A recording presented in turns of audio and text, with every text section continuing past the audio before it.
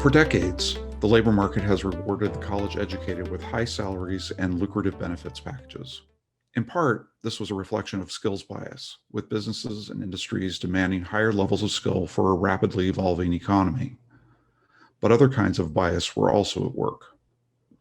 First, employers use college degrees as a proxy for soft skills, things like communication, perseverance, and teamwork, that can be difficult to measure via a resume or an interview.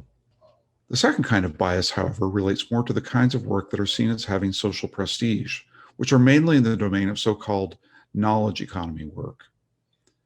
These jobs, which require higher level cognitive skills, are characterized by the ability to absorb and analyze large amounts of information and have come to define intelligence to the exclusion of other, more skills-based work. Are you agile with your hands? Do you think primarily in pictures, shapes, and spatial relationships rather than words? Do you have a high level of compassion for other people? Are you a carer? All of these can be seen as their own kind of intelligence, different from that measured through IQ tests. According to today's guest, we are increasingly in the position of overproducing the first kind of worker, the one tuned to the demands of the knowledge economy, and underproducing skilled craft workers and carers, nurses, teachers, therapists, and social workers. To a degree, this is backed up by labor market data that suggests employers are struggling to find people with the soft and interpersonal skills that provide care for those in need and help customers and clients navigate technological environments. What we need then is a rebalancing of education and training priorities away from abstract thinking and oriented more toward those who are able to work in the world. David Goodhart is the author of Head, Hand, and Heart: Why Intelligence is Over-Rewarded, Manual Workers Matter, and Caregivers Deserve More Respect. We discuss the markers of a successful life, the importance of careers that aren't just words or numbers, the rise of the caring professions, and the role of different kinds of education in promoting and advancing pathways to success. David Goodhart, thanks for joining us on Hardly Working. Thanks very much for inviting me. We usually ask our authors to talk to us a little bit about their backgrounds and how they got to where they are in their professional lives. And I'd like you to start that way too, and just tell us about your journey. You've got a very interesting and varied background, and I think the listeners will be fascinated to hear about it. Yeah, no, happily. I'm think of myself as a journalist by professional background, perhaps even by temperament. I'm British. I have lived in Britain all my life, although I'm actually half American. I got two American grandfathers. But I come from a very privileged family. I went to a public school. My father was a Conservative member of Parliament. So perhaps rather naturally, I became a Trotskyist when I was at university, as one does. I then spent probably most of my adult life, I kind of moved relatively quickly to the sort of orthodox centre-left. I was at York University. I didn't go to Oxford or Cambridge. I was at York University. I went to work on the local newspaper after university. I then joined the Financial Times. Had a wonderful career at the Financial Times for about 12 years, including covering German unification. Very fortuitously, I seemed to sort of, by accident, sort of follow the big story wherever it went, and I ended up in Germany in 1988. Nobody else wanted to go and be the number 2 in Bonn. It was so unfashionable. Bonn was regarded as the most dull place, the most dull posting in the world.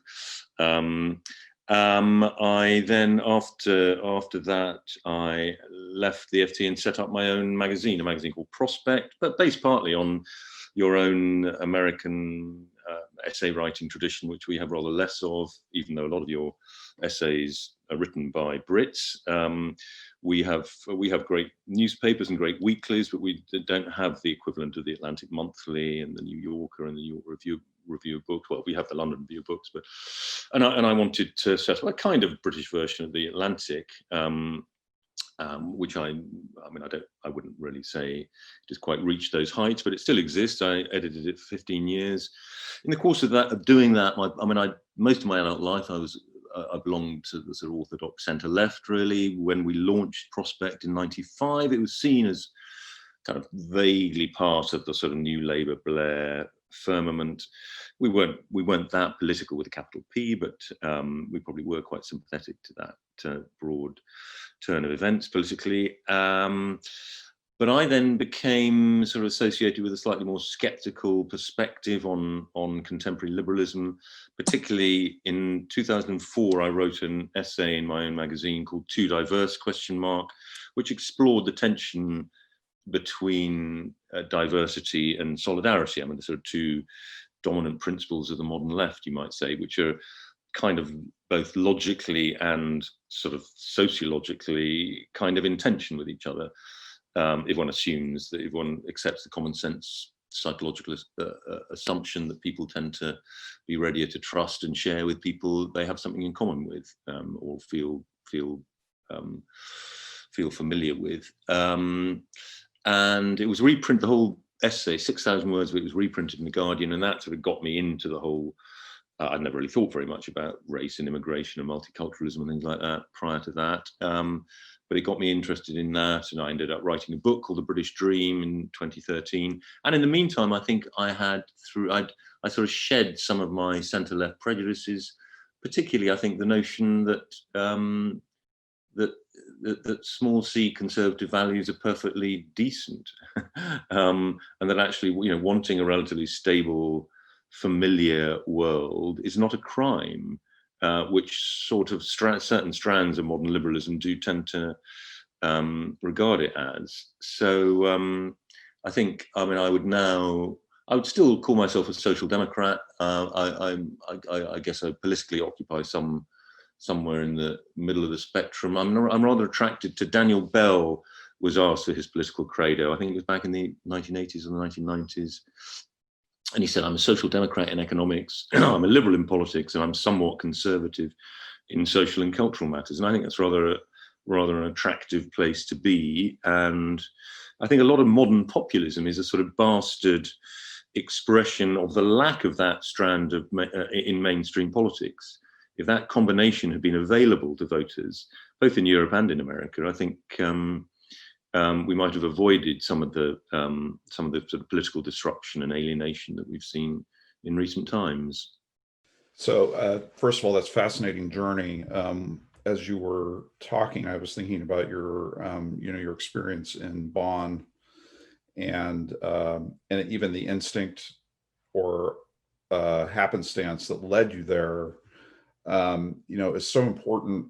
I think that's an important thing to focus on for just a second, because we have this illusion, I think, in terms of career development, that we start out with a very specific end in mind, and life is just not like that. And we often find incredible opportunity by going places that were unexpected to us and not of great interest to others, actually, because then, of course, you have a chance to fill a gap. If nobody else is thinking about it and you get to think about it, then you've got something, that you're contributing that no one else wants, and then it becomes important.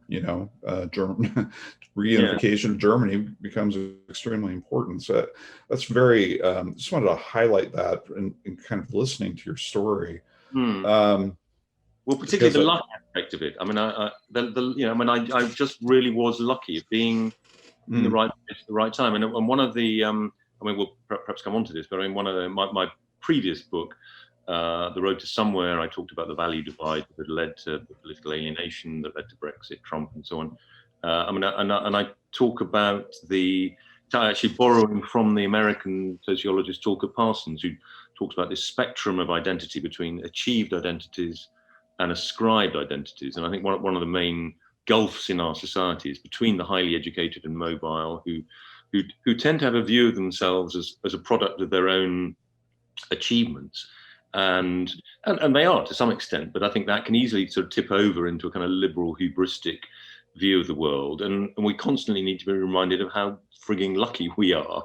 Right. We both in the sort of whatever talents we might inherit. I mean, some of that is genetic, some of it is your upbringing, but you don't choose your parents for either of those things. And then just being lucky or not being lucky. I was very lucky being in the right place at the right time, I followed the big story. My first job on the FT was as a Labour reporter, covering the great sort of industrial eruptions of the early 1980s in Britain against the Margaret Thatcher government. Then I moved over to the city side when there were the huge big takeovers. It was just after Big Bang. The American banks were coming in and revolutionizing the financial system in London. And then I ended up covering German unification. And that sort of, in a way, that turned I was a not particularly ambitious person, but I think it was the experience of covering a world historic event, being surrounded by all of these, big shots from the New York Times would sort of suddenly turn up and want to pick your brain about Germany, and it's sort of I mean, it's just a really interesting combination of, as you say, luck, interest, opportunity. Where you just sort of as Woody Allen, who said 90% of life is just showing up, and I think that's really underappreciated in a world in which we are so, I think in your terms, sort of so head focused that we think we can map all of this out ahead of time. I don't think, like I said, I don't think life works that way. So that fascinating, and it does go right into your book, which. And let's just start there. Why this book and why now? Yeah, I mean, I just touched very briefly on my previous book about value divides, and those value divides are partly to do with educational stratification. This book is sort of, in a way, part two. So the Road to Somewhere was part one. This book, Head, Hand, Heart, is really part two of a kind of an inquiry, an attempt to understand the roots of political alienation and the sort of mass discontent that seems to grip our other, on the face of it, rather successful societies that seem to have gone the wrong way for quite a few of our fellow citizens. And I guess I'm really trying to understand why that is. And it seems to me that one of the answers to it, and as I say, I touched on it a little bit in my previous book, but I've focused much more directly on it in this book, is that we have allocated, a kind of too much prestige and reward to just one cluster of human aptitudes, and only a certain proportion of the population will ever be, in the top quartile, as it were, of that set of aptitudes. Important though they are, I don't want to at all give the impression that this is an anti-intellectual book, the human species needs high intelligence now, possibly more than ever before. We've dug various holes for ourselves, and we need very clever teams of people to work out a COVID vaccine and work out how to suck carbon out of the atmosphere and so on and so forth. Obviously that is as necessary as ever, but with a huge expansion, I would say over expansion of higher education in the last few decades, we've sucked into academic pursuits people who are often no more able by any definition, really, no more able than the people who don't go down that path. But it's as if there's a sort of been a piggybacking. We need the production of new knowledge. It's what's going to save us. So it's what keeps the show on the road in some ways. But it's only a relatively small number of people who actually do that. And we've created a sort of bloated cognitive class of people of, as I say, of no greater ability in many cases than the people who don't go through this path. And it's more than that. It's a cultural, psychological thing too. We've come to define a successful life far more narrowly, I think, in recent years. It is doing well at school, going to a more or less good university, and having a more or less successful professional, usually cognitive career. And I think and what's more, there is one ladder up into this zone of safety and success. This is a point made very well, almost 50 years ago by Daniel Bell again, in The Coming of Post-Industrial Society. He sort of talks about how there used to be lots of little ladders up. There used to be promotion from below in large organizations. That has substantially disappeared. Yeah, so we have this sort of single ladder up where there used to be lots of ladders. We have I think a very narrow definition, and that's created and in the process, kind of necessarily, because there's an element of zero-sum game about this, we've necessarily drawn away prestige and recognition from other kinds of human skills, from the cluster of skills related to manual, technical, craft, hand-related occupations, and indeed heart, caring, nurturing, emotional intelligence related functions have diminished in importance and reward in recent decades. The figures are all out there. I mean, I have a whole chapter in my book. I mean, it's very, it's one of the biggest cliches of modern economics. The higher returns to qualification and education. I mean, I think, when I started writing this book, I mean, it's called Head, Hand, Heart, the struggle for dignity and status in the 21st century. Actually, it has a slightly different subtitle in the US edition.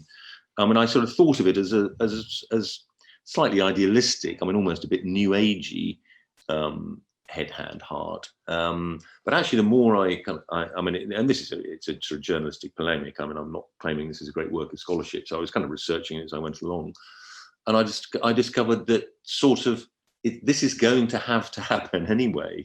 I mean, without wanting to sound too sort of Marxist determinist about it, because we've reached peak head effectively. We've now, it turns out the knowledge economy doesn't actually need that many knowledge workers.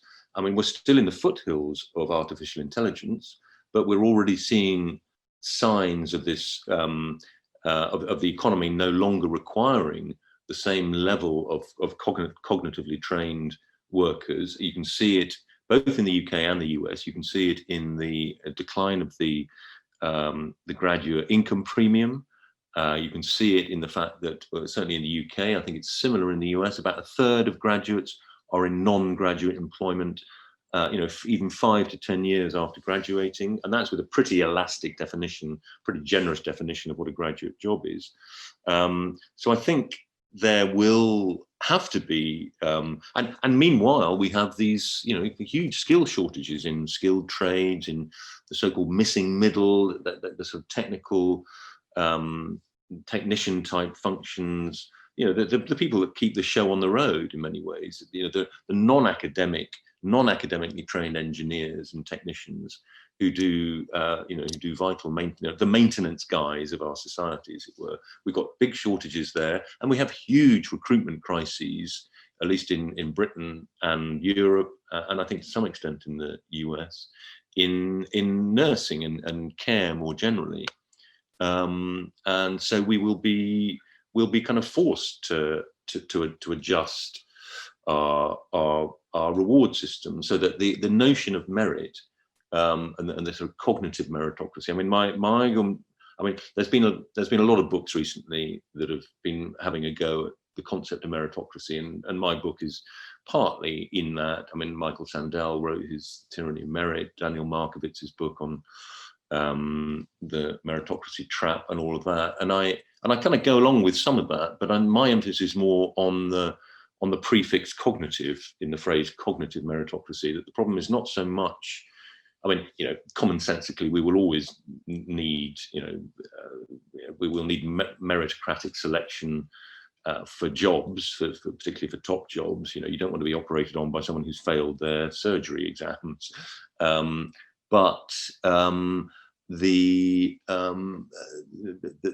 meritocracy has focused too much, as I say, on one kind of aptitude, one kind of skill set. The cognitive, analytical kind of exam writing ability, which there was a period when we did need many more of those people to man the.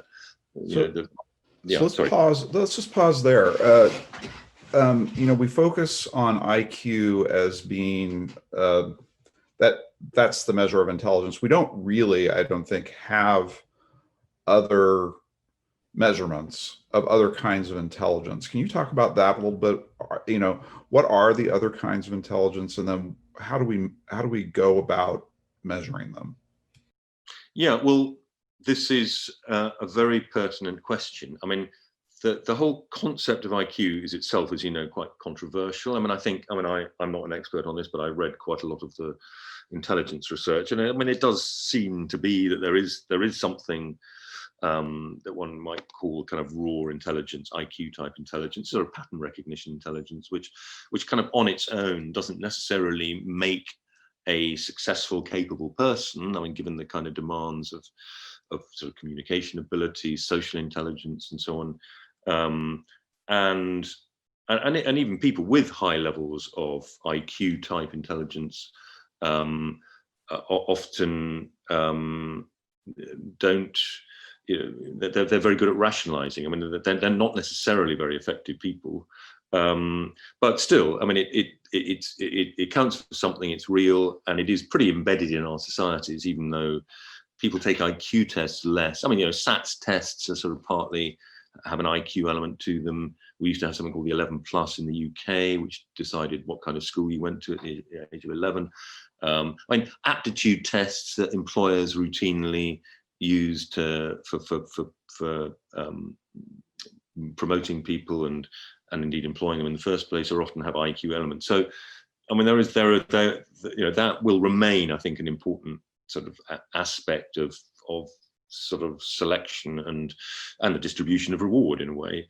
But there are other, the other forms, and one of the reasons why the sort of cognitive meritocracy has swept all before it in recent times is because it seems to be fair and easy to measure, and it kind of is. I mean, it's sort of easier to, everybody reads the same book, I don't know, about biology or history or whatever, and then answers some exam questions, and it's and it's relatively easy then to kind of rank people by their success in or not in answering those questions. It's much harder to then say, okay, how do we measure your aptitude and your ability in skills trades? And how would we begin to think about, identifying people who really have those gifts? Because actually, I would say they're almost as rarely distributed in a sense as IQ is. Or how do we look at somebody and say, that's a first-class nurturer that we need,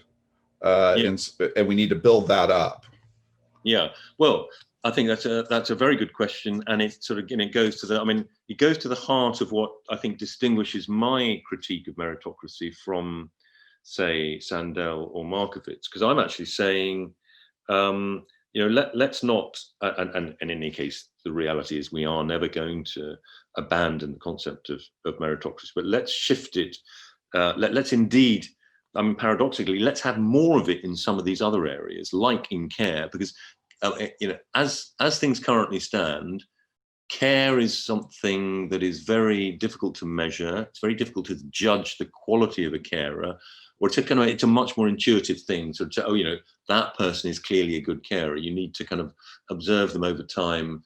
And I think we need to get better at this. And in some ways, we need kind of more meritocracy in the areas of sort of craft and care, where it has been more elusive and hard to measure. We need to work harder. And why is it, if you ask an economist, why is it that people in care homes are paid so little? They will say, because anybody can do the job. But that's an example of a kind of cognitive creep. I mean, what they're really saying is you don't need cognitive qualifications to do a job a basic job in a care home. Yeah, it happens to be completely untrue. Exactly. As well. Yeah.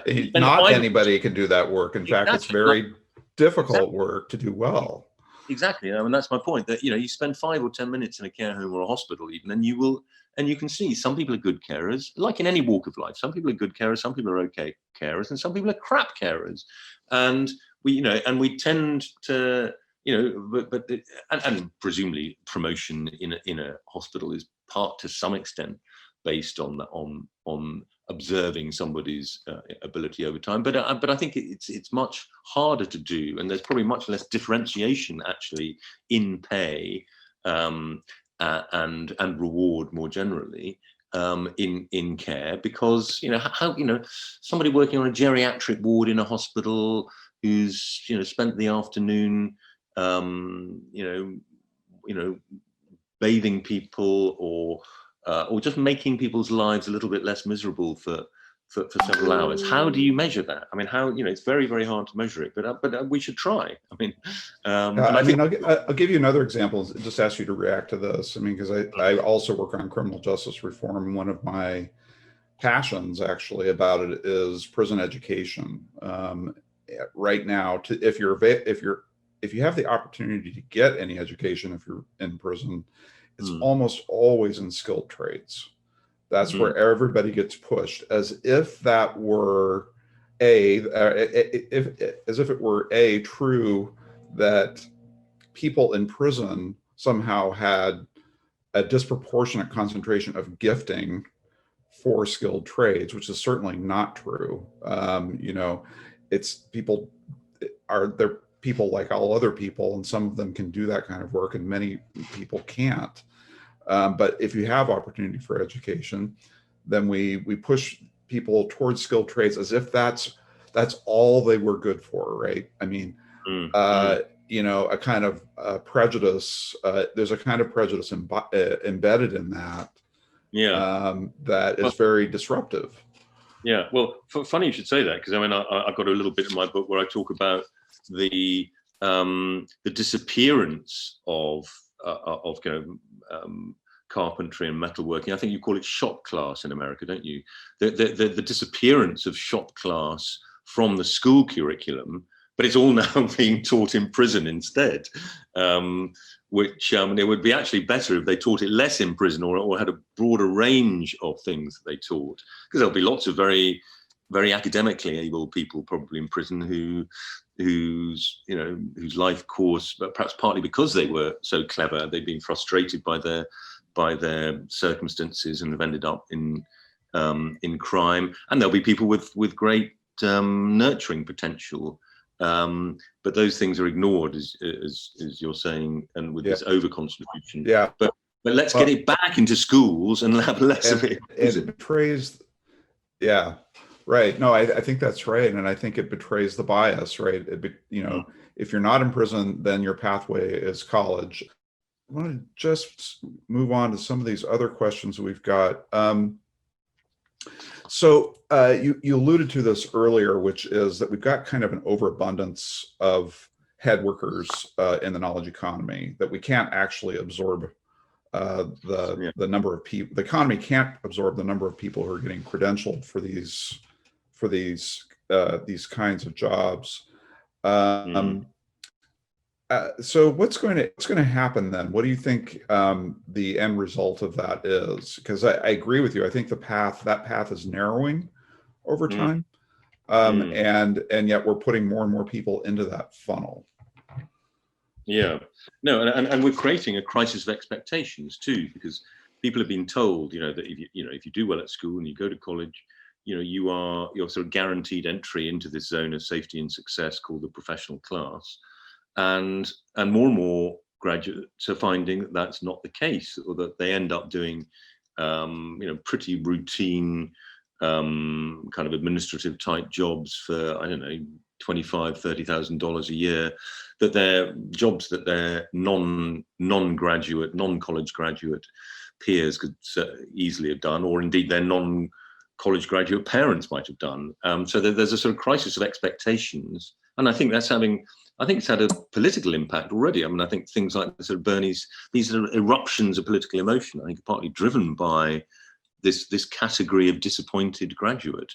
The Bernie Sanders movement, you could see in America. We've had sort of the equivalent Jeremy Corbyn.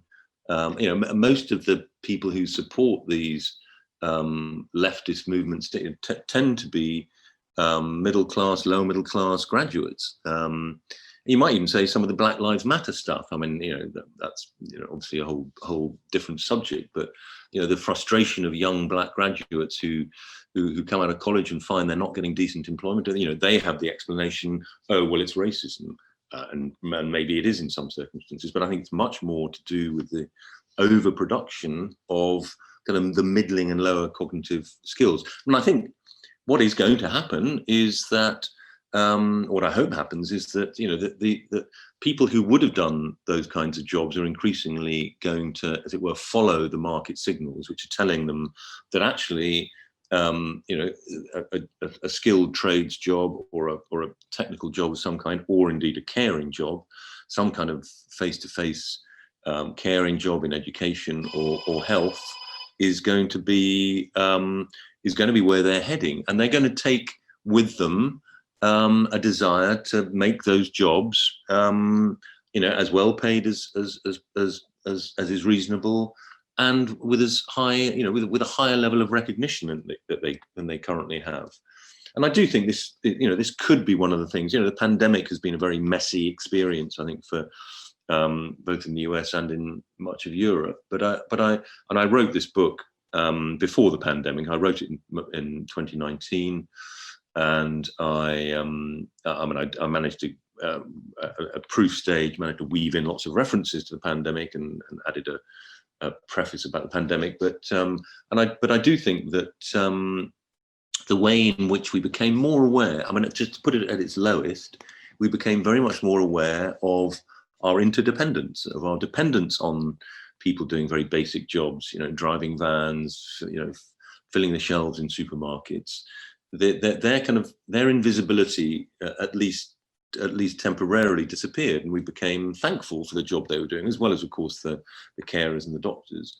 And I think and hope that some of that will linger on, and that some of the recognition that I think that makes a job a decent job, the feeling that you're recognized by your fellow citizens as doing something useful. It may not be the best paid job in the world, may not be the most interesting, but perhaps you can get your sense of meaning and status, in some respects, from other areas of your life. Not every, I think this again is a sort of, it's a bit of an illusion of the educated classes that all jobs have to be a form of self-expression. Well, actually, about half the population, half the working population in the US and the UK, think of their job as just a means of earning a living. Whether they would like it to be more. So let me ask you about that, though. And this it sort of gets into sort of some of the challenges that I have with the argument that you've laid out in the book, which is we talk about people not deriving all of their meaning from work, and I'm fully on board with that notion that we overemphasize work as a source of meaning. I would say that there's and I think there could be a bunch of explanations for this, but there's this denigration. There can also be a denigration of work as providing meaning, and that turns into in education and training, that turns into a conversation about how any education training is only valuable to the extent that we can connect it to a market outcome.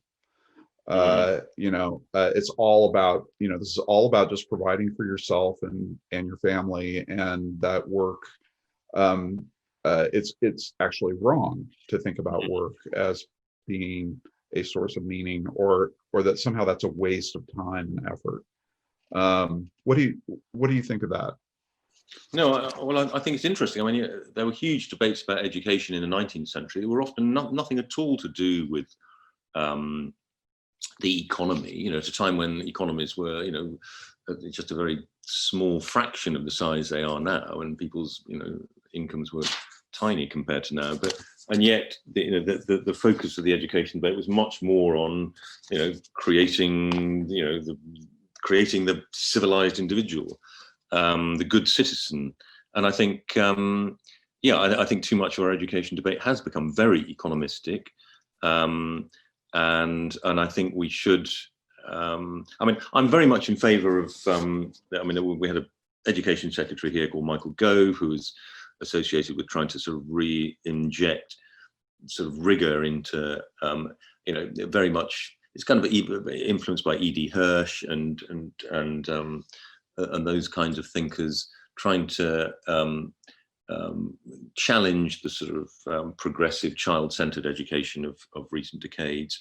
And I'm kind of with him. I think partly because people, kids at the bottom of the pile tend to do much better in schools that are highly disciplined and very academically rigorous, and demand a lot of them, without what's the famous Bush quote, the bigotry of low expectations and all that. The soft bigotry of low expectations. Yeah. No, I think we can afford to have a pretty high academic floor and expect pretty well everybody to get the basics in English and maths and so on. But I think we should also apply the same rigor to the so-called sort of softer discipline, the arts and music, and because we are going to have a lot more time on our hands, and creating people who are able to to cultivate themselves in all sorts of different ways, I think is very important. And the two things shouldn't be seen as sort of in tension, I don't think, or as almost as opposites. I think it's a matter of teaching art. I mean,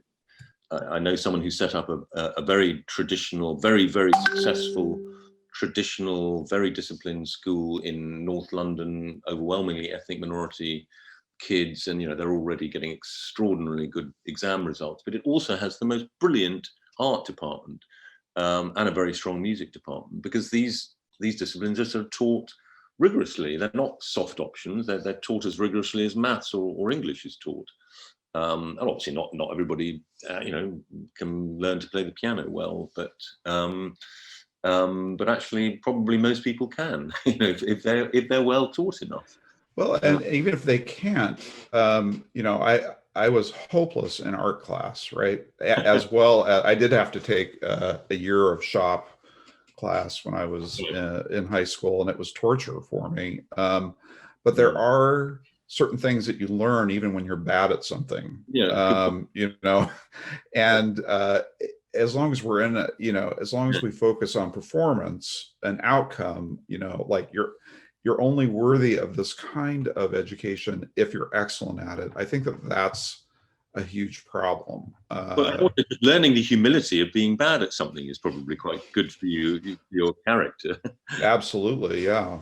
It helps you not to look down on people who are skilled differently than you are, or hoist yourself up because you're a book person.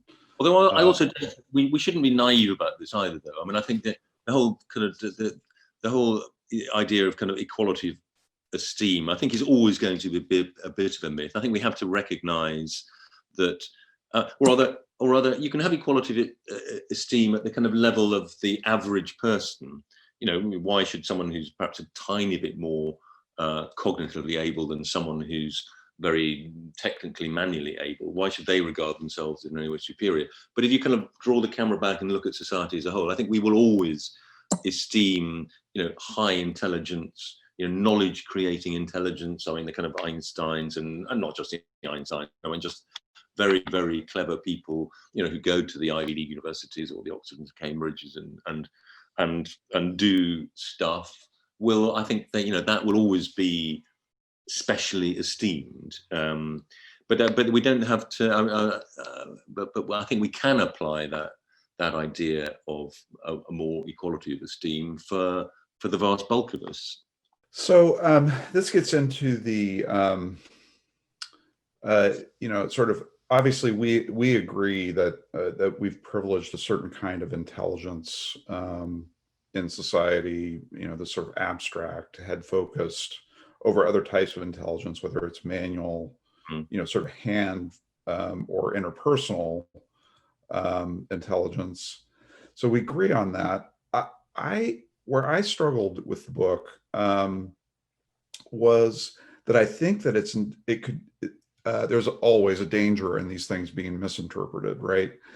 And it'd be possible for somebody to pick up your book and say, well, it says it right here. We need to really focus on, sort of building up the skilled trades. And at the expense of that, and that will come at the expense of both other kinds of knowledge or other types of skill. And I see this all the time in the policy world that I work in, which is, Republicans are especially bad about this in the United States, where it's, all right, forget about the bachelor's degree. bachelor's degrees are useless. They're worthless. We need to focus on, sort of training people in technical skills, but that's not actually what the market is telling us in terms of what's demanded in the workforce, which is this heart knowledge that you're talking about. That's actually what employers are saying. We need more of that because we're automating everything else. We're automating more and more of the sort of cognitive tasks. We've successfully automated a lot of the manual work. And what we can't automate is the heart knowledge. So how do we develop that heart knowledge? And I would argue, I want to get your reaction to this, that that undergraduate education can actually do that pretty well.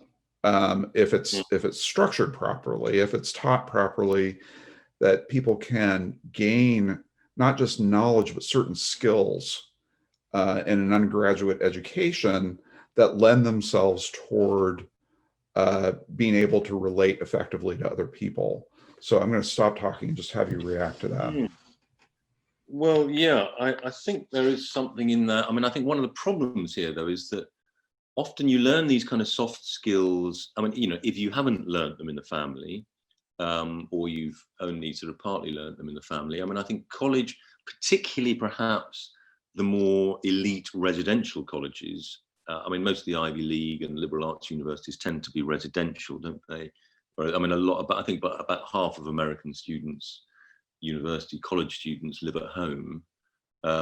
It's actually a lower proportion in the UK, where we're international outliers. I think in about 75-80% of, at least, of school leavers who go on to university go to residential universities.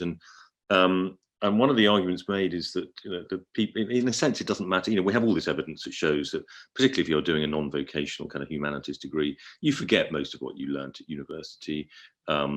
It's partly a credentializing signal system, but it's also, it doesn't matter kind of what you learn or what you've forgotten, but it's the experience of being there for 3 or 4 years, mixing with people from very different backgrounds to you, perhaps, learning how to, almost the kind of quasi-political skills of, setting up a college society of some kind, and learning how to organize a meeting, and these kinds of interactions with your peers that you learn there.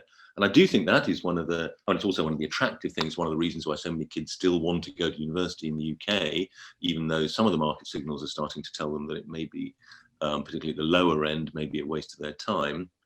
It's also, of course, the fact that, I mean, this becomes a sort of self-perpetuating machine, because 40% of the jobs in the UK economy, it's probably similar in the US, are now graduate only. So, so there's a massive sort of bias in the system, sort of self-perpetuating bias. Yeah, in the US, I always attribute that to it's a proxy. The requirement for degrees is a proxy for these soft skills that we're talking about. Yeah. The problem here, Brent, is that these are very sort of class related in a way. They're very upbringing related. So my children and probably your children sort of have quite a long way down the route to having them almost automatically. And these, even in very basic, one of my sons, for a couple of years was doing sort of odd jobs and were doing a lot of work in bars. And he's a kind of quite an upper middle class kid, went to a private school, and he's he knows how to be genial and get on well with a lot of people, and these are things that are sort of inbred in the way that he's been raised. And his employers absolutely loved him, and they can we have more of you? So he was creating this whole, in fact, he thought of setting up a business of sort of creating a sort of employment employment. I think that's brilliant. I think you should. Yeah. But it's also kind of, it's sort of, it's another form of really quite severe unfairness, that, you kind of inherit your demeanor almost from your class background. And it just happens to be the kind of cooperative soft skills that tend to be found at one end of the social scale more than the other. Right. So, and I've written a fair amount on this, and I've Mm, talked to a lot of people who are working with, who are more directly working with underprivileged populations mm, than I am about it, and the pushback is always, well, you're just asking these, not always, but predominantly minority kids from minority backgrounds. You're asking them to act white. You're mm, asking them to code switch between their culture of origin and the sort of white dominated business culture, and that's not really fair. And when I hear that, I think, yeah, it isn't fair. Life is not fair. yeah, it is. And we can't, I always tell people, one of the best pieces of advice I got from my father was the world is not going to change for you. Mm, mm, You're going to have to figure out how to make your way in the world as it is, while mm, you try to advocate for, the kind of world you'd like to see. mm, So it's a constant mixing, but I think we don't do a service to people by saying that's just pure bias. That's the world operating against you. It's so unfair, because then it causes them to retreat, yeah, and think they could never make it. Well, they can, and there are ways of mitigating this, so that people do have a decent shot. Now, having said all of that, I I do think there's an opportunity in the social dialogue right now to kind of talk about systemic disadvantage and the way that these cultural factors play mm, into that systemic disadvantage. mm, mm. Yeah, yeah, but I mean, just being nice is not in itself genuflecting to white privilege. I mean, this is a crazy idea, really. Just be nice, and if you can't be nice, pretend to be nice. You'll eventually get there. Yeah, If you pretend long enough, you'll get there. Yeah. faking it to making it. Isn't it sort of Alcoholics Anonymous say, isn't it? Um, So I was really delighted to see in your book the reference to Ian McGilchrist's work. He is a real intellectual hero to me, and I've had him to AEI, mm, and John Cleese, the actor, came with him, and we had a really wonderful evening together. It was mm, mm, broadcast in it. So I would mm. really like to hear how McGilchrist's work, his book, The Master and His Emissary, sort of fits with yours, or how you see it fitting with yours.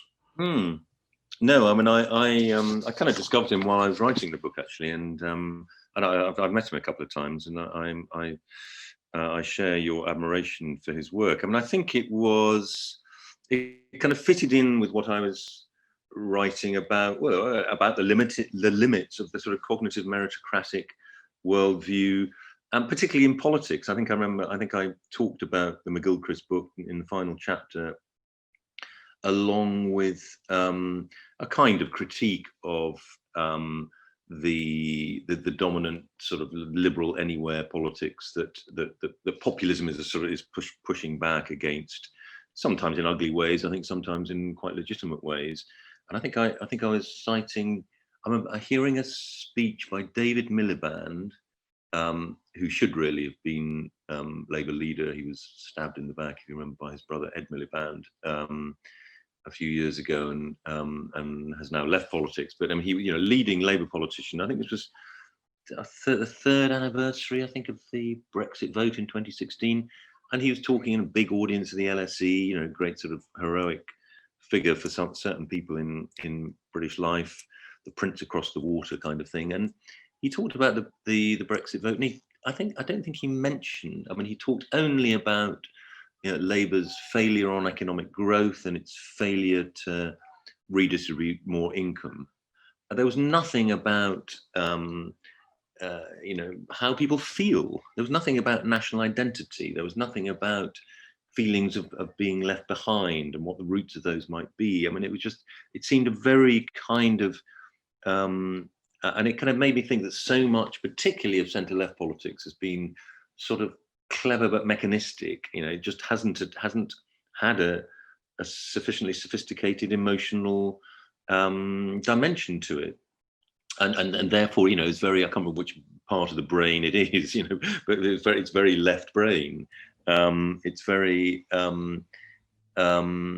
it doesn't see the wider context of human life, I suppose. And you can go back, and my book is full of examples of, again, particularly politicians, I suppose partly because I know them better because I come from that world, but politicians of the centre left, like Tony Blair, who particularly since the takeover of the centre left by essentially a kind of liberal graduate worldview, and its loss of connection to lower income manual workers. It was illustrated for me so perfectly by the speech he gave. Tony Blair gave a speech in 1999 saying that 50% of school leavers should go to university. And I don't think it was even particularly remarked on at the time, wasn't considered anything special. But it was sort of extraordinary that he obviously hadn't thought, and the people around him obviously hadn't thought about what it might be like to be in the other 50%. And I call it the kind of 15-50 problem. That when 10 or 15% of the people in your class or school or town go into higher education and you don't, it doesn't really matter. Life goes on. You go and work in the local factory or office. But when 40 to 50% of your peers do and you don't, it's a completely different psychological ballgame. And it's sort of just that, that is that's one side of the brain. I can't remember which. The left, yeah. The left side of the brain. The instrumental, means ends, mechanistic, over rationalistic, over economistic. It's perfectly embodied too in the Remain campaign, in the Brexit debate here. The Remainers are basically just saying, you will be poorer if we leave the European Union. But there's more. Man cannot live by bread alone. Right. You always hear people like Ben Shapiro saying things like, the facts don't care about your feelings. So that's coming from the right, not the left. But facts don't care about your feelings. Well, I think feelings are starting to return the favor. Right. Feelings are one of the facts. Indeed, possibly the dominant fact of politics. Right. Dominant fact of human existence, I think.